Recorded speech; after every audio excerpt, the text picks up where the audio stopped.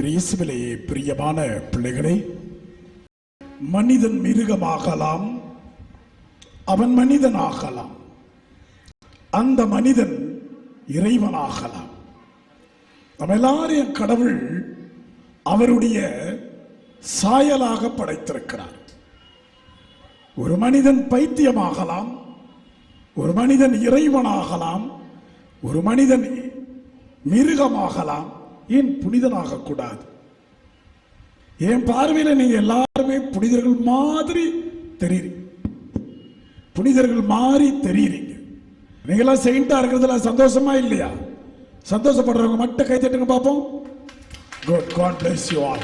ஆக பிரியமான பிள்ளைகளே, ஆண்டவர் நம்ம எல்லாரும் கடவுளின் சாயலாக படைத்திருக்கிறார் என்றால் நம்ம ஏற்கனவே புனிதர்களாகி விட்டோம். ஆகவே இப்பொழுது அந்த புனித நிலைக்கு ஏற்ற ஒரு வாழ்க்கையை வாழணும் அப்படின்னு ஆண்டவர் ஆசைப்பட்டு இந்த பலியிலே உங்கள் அனைவரையும் அழைத்திருக்கிறார்.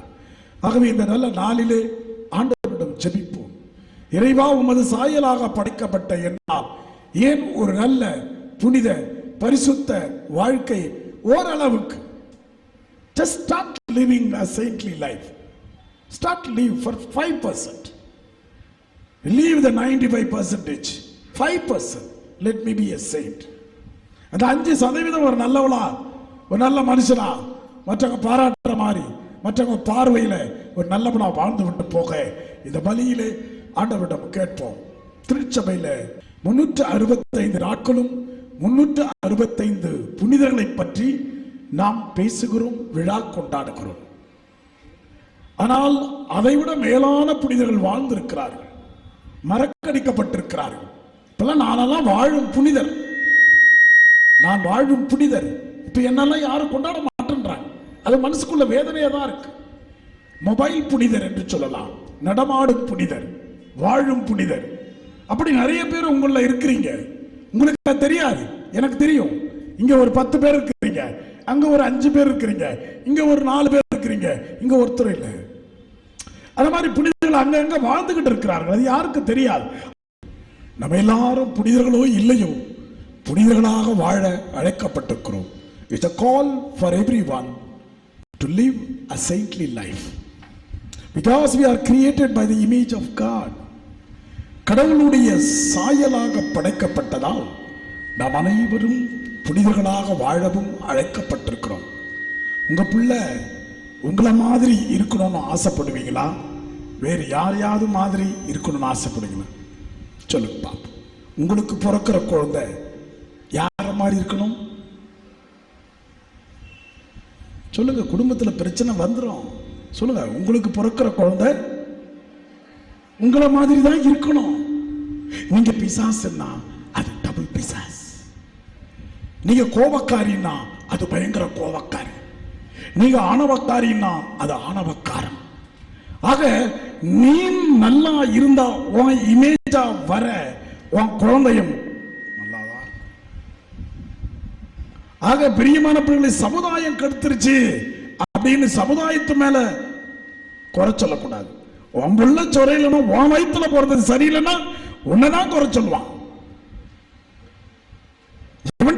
எவண்டி பெத்தான்னுவான். ஆக உன் குழந்தை உன்ன மாதிரி இருந்தாதான் உன்னுடைய இமேஜ், உன்னுடைய சாயல் உன்ன மாதிரி இருக்கணும். வேறொருத்தர் மாதிரி இருந்தா குடும்பத்தில் குழப்பம், தெருவில் குழப்பம், ஊர்ல குழப்பம், பங்குல குழப்பம், பங்கு சாமியாருக்கே குழப்பம்.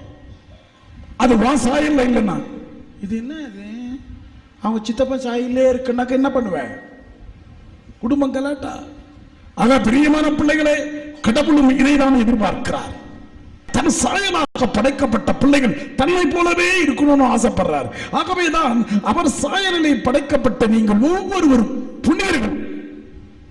நான் ஏற்கனவே சொன்னேன், ஒரு மனிதன் அரக்கத்தனமாக மாற முடிகிறது என்றால் அதே அரக்கத்தனமான மனிதன் மாற முடியும். மாறக்கூடிய மனிதன் மனிதனாக மாறலாம், கடவுளாக மாறலாம், புனிதனாக மாறலாம், மிருகமாகவும் மாறலாம். ஆக மனிதனால் மாற முடியும்.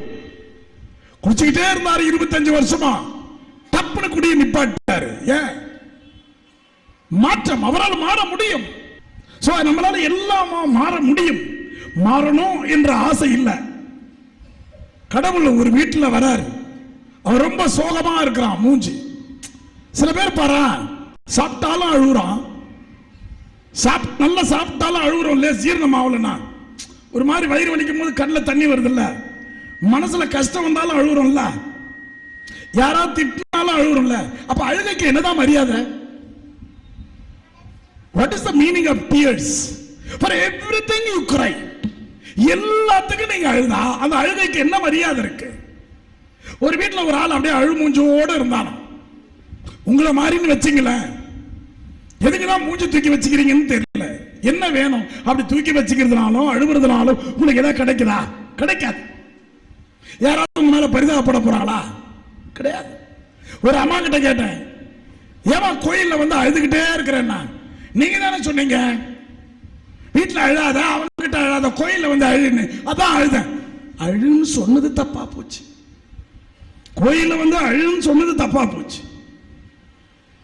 ஆனா அதையும் நான் போய் கேட்டேன் பாரு, அது ஏன் துரதிருஷ்டம். எனக்கு முன்னாடி அழுததுனால கேட்டேன், ஏமா கோயில்ல உட்கார்ந்து அழுறேன்னு நானே தெரியாம கேட்டேன். ஐயோ ஐயோ. ஆக பிரியமான பிள்ளைகளே, ஆண்டவர் இன்னைக்கு சொல்றார், அந்த வீட்டில் ஒரே சோகம். நம்ம நல்லா இருக்கும் போது நல்லா வாழ்ந்துருவோம், கஷ்டப்படும் போது மட்டும் அதை ஏத்துக்கிற மனநிலை இல்லை. எவ்வளவு சந்தோஷமா இருக்க முடியுமோ எவ்வளவு சந்தோஷம். பட் கஷ்டப்படணும்னா மட்டும் வேதனை, வருத்தம், கஷ்டம். ஏன் ரெண்டுத்தையும் ஒரே மாதிரி பார்க்க முடியாதா? Balance your self. ரெண்டு பேத்துக்கும் நடுவில் பேலன்ஸ் பண்ணு. கஷ்டத்துக்கும் நஷ்டத்துக்கும் நடுவில் பேலன்ஸ், கண்ணீருக்கும் சிரிப்புக்கும் மத்தியில balance. Just balance between the tears and happiness. அப்படியே சாஞ்சிடும். சந்தோஷமா இருந்தா ஒரேடியா சந்தோஷம். எதுக்கு தான் சிரிக்கிறோம்னு தெரியாது. பாருங்களேன், இந்த கிறிஸ்துமஸ் நைட்டு புது துணி போட்டு நீ ஏன் சிரிக்கிற? எதுக்கு சிரி? நீயா சிரிச்சுக்கிட்டு கிடக்குற அந்த புடவையை போட்டுக்கிட்டு.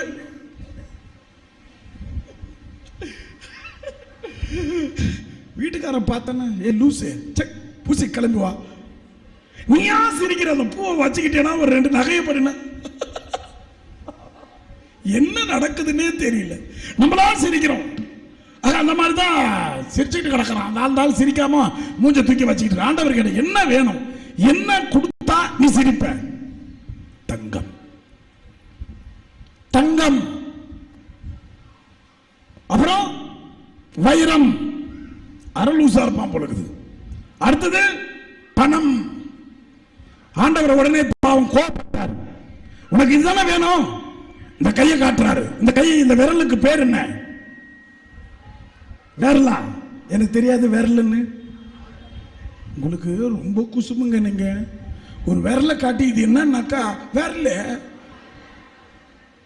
ஒரு இது பேர் என்ன? இந்த விரலுக்கு பேர் என்ன? ஆள் காட்டி விரல். இதுக்கு பேர் தான் யூதாஸ். இந்த விரலுக்கு நான் வச்சிருக்கிற பேரு யூதாஸ். இவன் ஜூதஸ். இதுக்கு பேர் என்ன?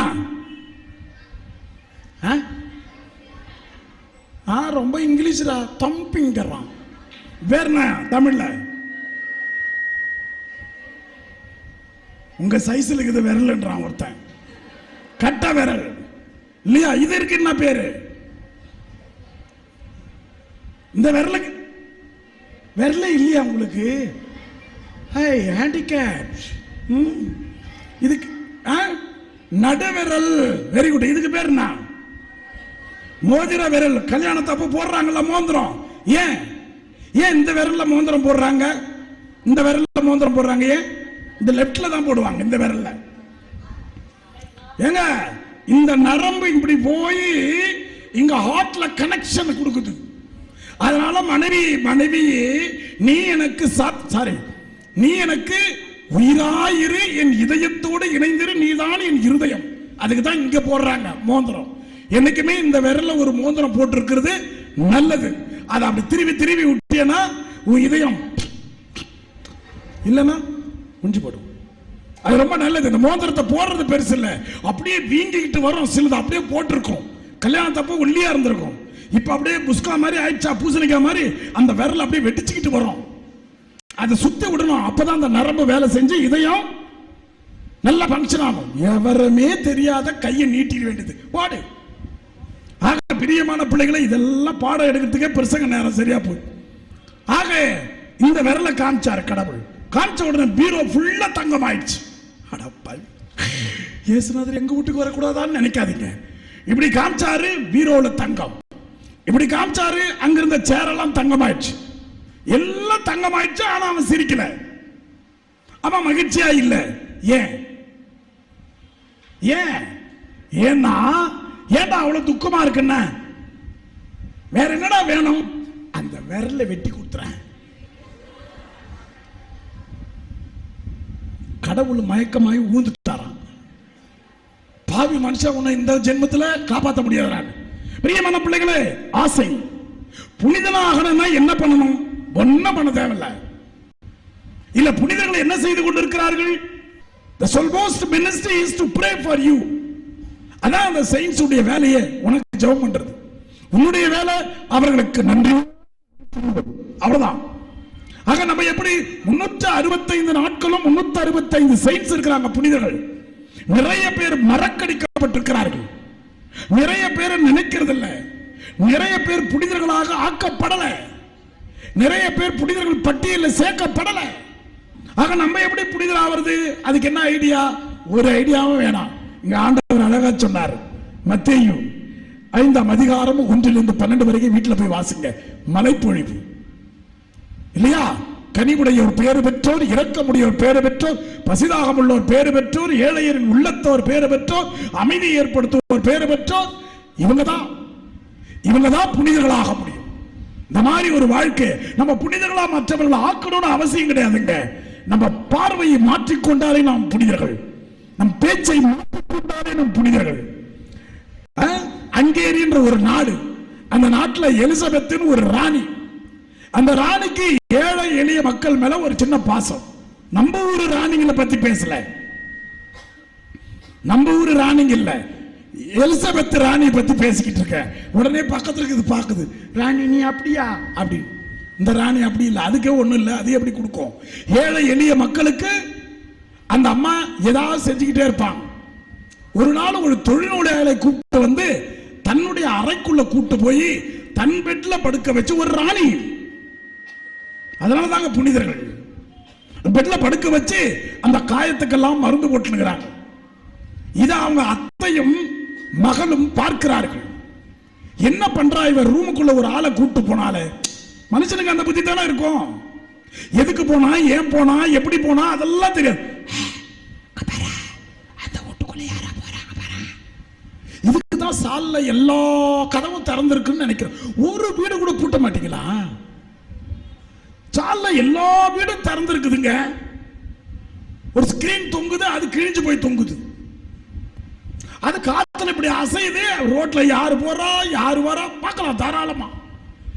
யார் வீட்டுக்கு போறா.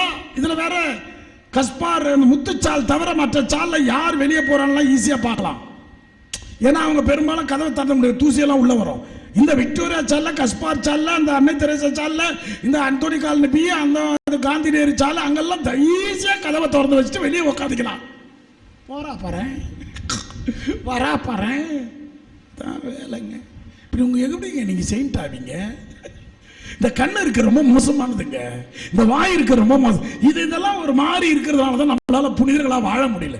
சரி, புனிதர்கள் விடுங்க, மனிதர்களாக மாறுங்க. சாதாரண ஒரு மனிதர்களா இருந்துட்டு போகும்.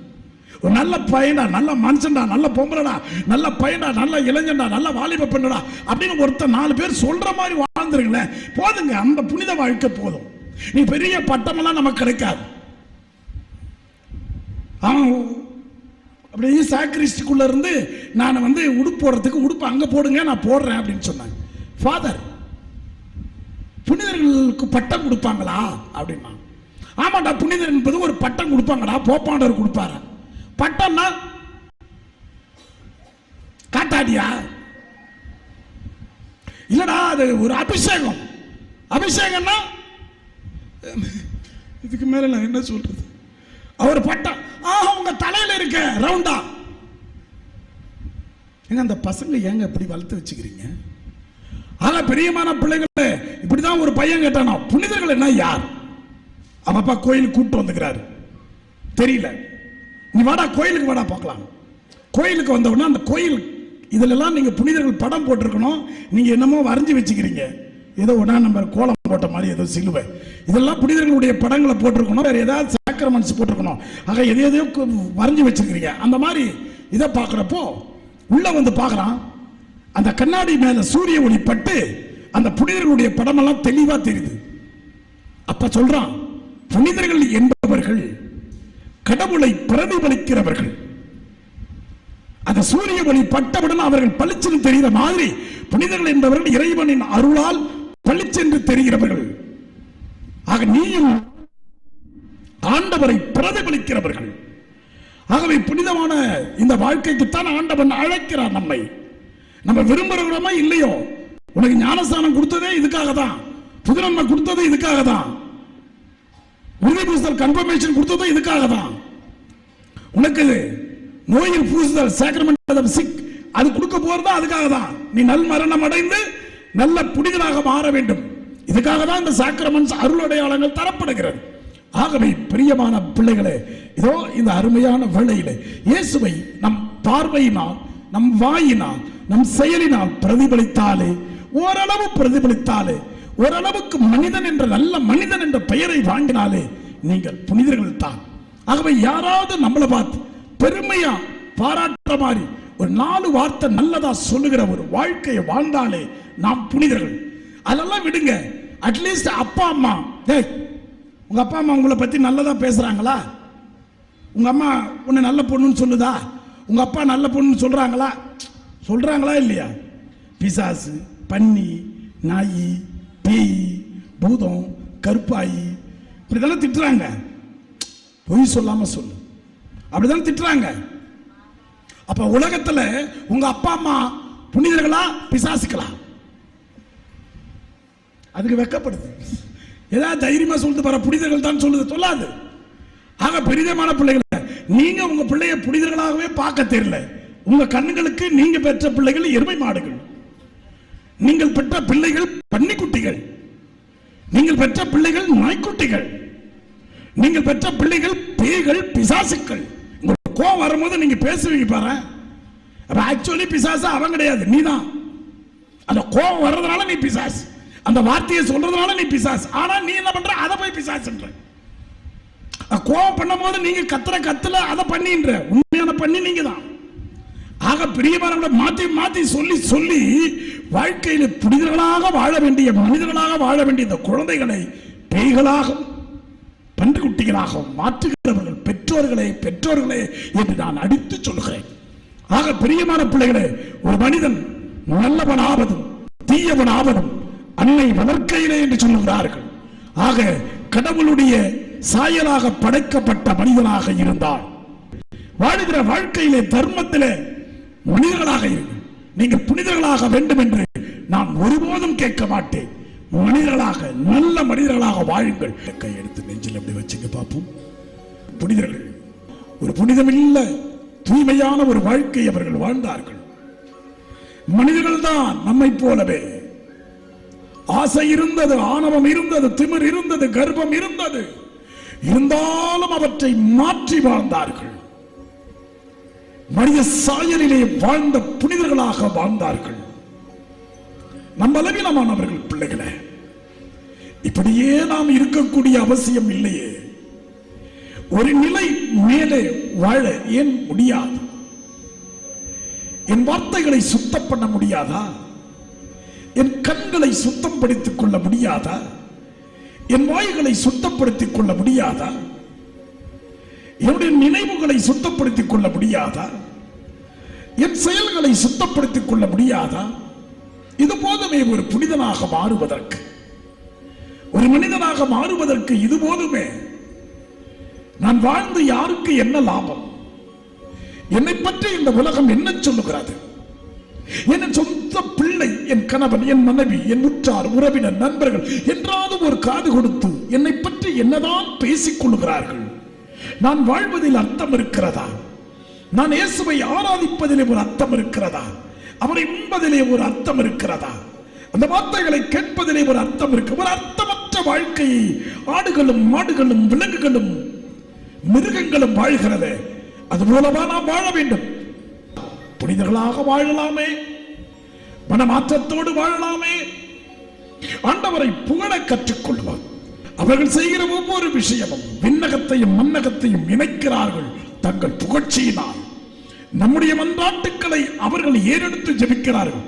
ஒரு புனிதனாக இருந்து கொண்டு இந்த பாவப்பட்ட ஜென்மத்தை மனிதத்தை ஆதரித்து அவர்கள் வேண்டுவதையெல்லாம் கொடுத்துக் கொண்டிருக்கிறாரே, அந்த நல்ல புனிதனுக்காக ஒரு நல்ல குடும்பமாக வாழலாமே, நல்ல மனநிலையோடு வாழலாமே, நல்ல எண்ணங்களோடு வாழலாமே. கஷ்டம்தான், பலவீனம்தான், கோபம் வருகிறது, கண்ணீர் வருகிறது. இதெல்லாம் மனித பலவீனம் பிள்ளைகளை. பலவீனத்திலேயே நம் பலம் இழந்து விடக்கூடாது. ஆண்டவரிடத்தில் வைத்து கொஞ்சமாவது ஆண்டவர் அட்லீஸ்ட் ஒரு 2% change my life, change my thoughts, change my words, change my actions. I should not be remaining always as the same person. ஆண்டவரிடத்தில் கேட்போம். ஆகவே இந்த நல்ல நாளிலே புனிதர்களோடு சேர்ந்து அவரை புகழ்வோம். நம் ஆண்டவரை புகழ்ந்து கொண்டே இருந்தால் நல்லவர்களாக வாழலாம். கேட்டுக்கொண்டே இருந்தால் நாம் இறைவன் விரும்புகிற வாழ்க்கையை வாழ முடியாது. புகழ்கிற மனிதர்களாக மாறுகிற பொழுது ஆண்டவன் நம்மை உயர்த்துவார். உன்னை பாடாத நான், உம்மை தேடாத நாட்களும் இல்லையே. கரங்களை தட்டி கர்த்தரை நோக்கி பாடி ஜெபிப்போம். உன்னை பாடாத நாட்களும் இல்லையே, உம்மை தேடாத நாட்களும் இல்லையே. சேர்ந்து பாடுவோமா? உம்மை பாடாத நாட்களும் இல்லையே, உம்மை தேடாத நாட்களும் இல்லையே. உம்மை அல்லாமல் யாரை நான் நேசிப்பேன்? உமக்காக அல்லாமல் யாருக்காக வாழுவேன்? நம்புங்கப்பா உந்தன் பிள்ளையை, நம்புங்கப்பா உந்தன் பிள்ளையை. உன்னை பாடாத நாட்களும் இல்லையே, உம்மை தேடாத நாட்களும் இல்லையே. மீண்டுமாய் உம்மை பாடாத ஆண்டவரே, உம்மை பாடாத நாட்கள் இருக்கக்கூடாது ஆண்டவரே. உம்மை தேடாமல் நான் வாழக்கூடாது. இல்லை வெள்ளியை புடமிடும் போல என்னை புடமிட்டீர், அதனால் நான் சுத்தமானேனே.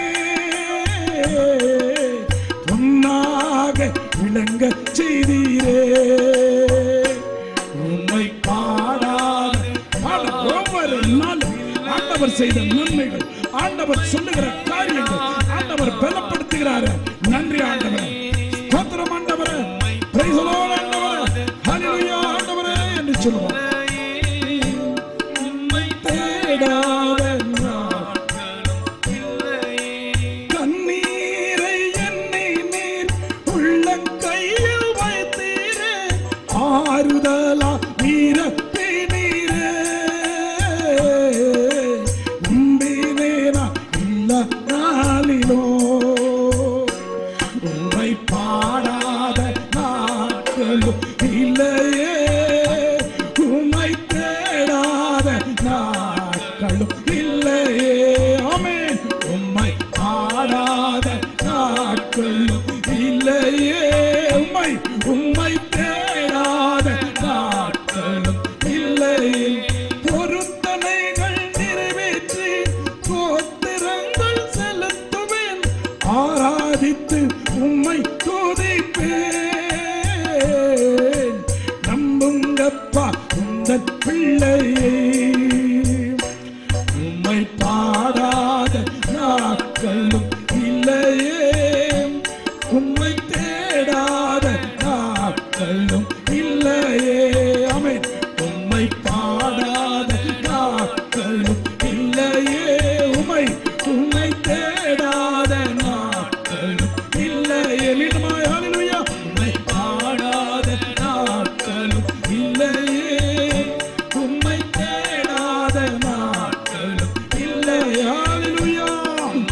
நாடு